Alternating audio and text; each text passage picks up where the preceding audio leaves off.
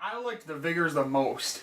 Vigors are pretty sweet. What was your favorite? Hands down, Murder of Crows. That's amazing. I mean, you go like this, and tons of crows come out. Oh god, I'm and dying! Kills I'm being pecked to death. everyone. Exactly. Yeah, flesh everywhere. Exactly. My What was favorite, yours? I liked Undertow a lot. You throw it.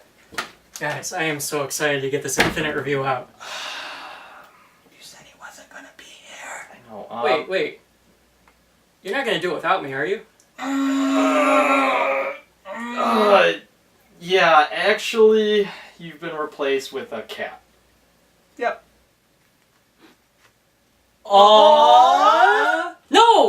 No!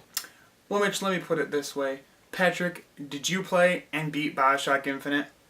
Actually, you know what I think? I did. I did, Zach.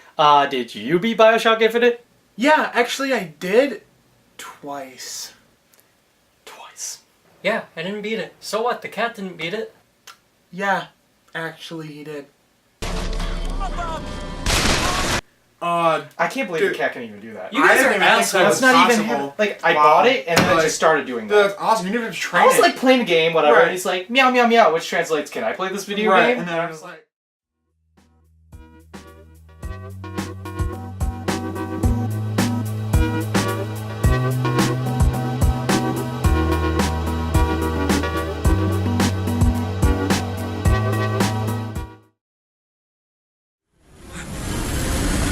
10,000 feet. 15,000 feet. Hallelujah. Welcome to Columbia.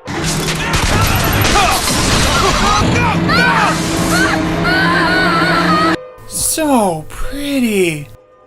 Yeah, seems like a ethical community to me. Are you gonna throw it? Or are you taking your coffee black these days? Yeah, I agree.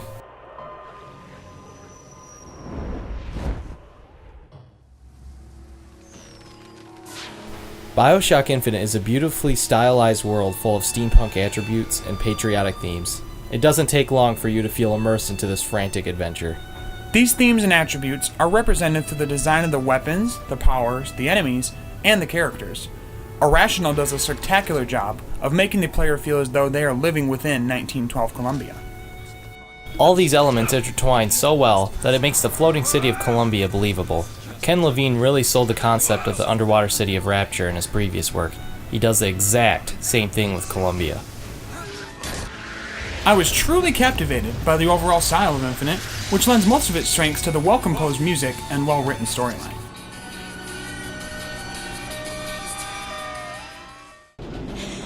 You killed those people.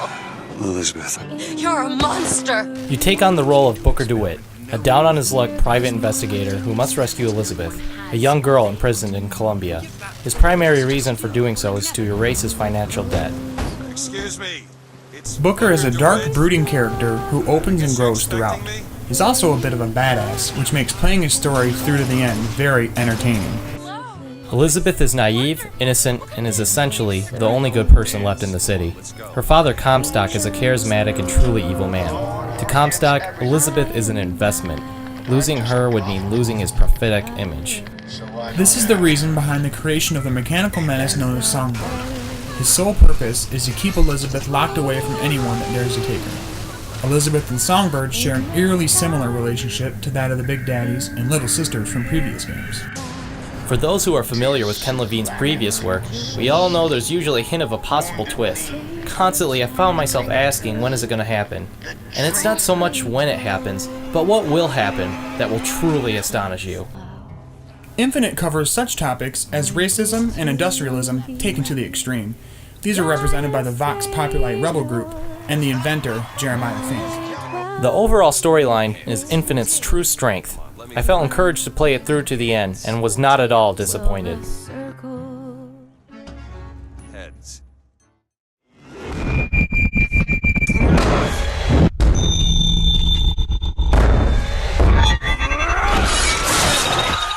Ah, the Skyhook, one of the most gratifying weapons to use in BioShock Infinite. It's of course your primary melee weapon, and it happens to tear enemies apart. You also come across different guns throughout the game. They range from pistols to machine guns and others such as the RPG and hand cannon. You encounter more guns as you progress. and they all feel great to use. The Vigors are the different abilities you receive throughout the game. They come in the form of tonic bottles and range from your average fire and lightning abilities to some very interesting ones that I haven't seen in many other games. The more creative ones include Undertow, Bucking Bronco, and my personal favorite, Murder of Crows. Not only is Elizabeth crucial to the storyline, she's also quite helpful during the many gameplay sequences. During combat, she will scour the battlefield for supplies. She can also open tears to bring through weapons and other useful items. She can even open tears for cover. Elizabeth has the added ability to open locked doors, which lead to many of the game's collectibles such as infusions, voxophones, and gear. Are yours. Infinite's enemy AI is... oh... well... okay. Alright, bye. Honestly, that was the only glitch I encountered. With all jokes aside, the AI is awesome. The gameplay is very adrenaline pumping and keeps you glued to your controller. The vigors, weapons, and tears are very fun to use during combat and can be combined with each other for very entertaining results.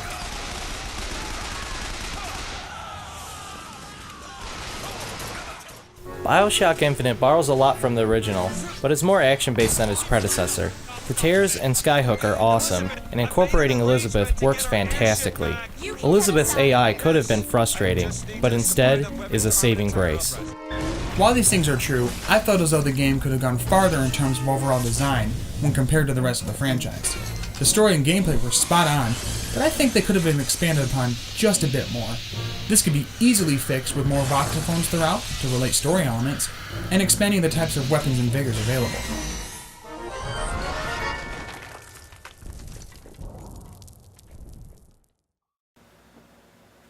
So, BioShock Infinite. Awesome. What do you think, dude? Well, I have to agree with you. I mean, it's probably one of my favorite games of this console It's generation. totally my favorite. Even as I was reviewing this, I was like, you know what? I think I'm going to go play it. Again. Yeah, you just want to play it multiple times. I mean, it's start to finish really well done. Really keeps you playing all the way through. You never want to put it down. And it lives up to the hype, which is saying a lot for today's industry. It really is. It made a couple changes, delayed a couple times, but whatever. One thing I could say, though, is that the Vigors are kind of copy and paste. Like in the first one, it was Swarm of Bees, and now it's Murder of Crows. They're very similar. It's like, in the first one, they're like, hey, let's have this trick where you can throw out bees. And in this one, it's like, let's do that. Place them with crows. But ravens. That totally genius. Yeah, I mean... A lot of thinking into that one. I guess, Ken Levine was just like, hey, if it's not broken, don't fix it. Leave it like it is. It's strong, it's good like it is. I loved it, so I feel like we here at the show really agree that we're going to give BioShock Infinite a 4.5 out of 5. 4.5 out of 5. That's pretty good. I mean, why not? Bitch. I beat it.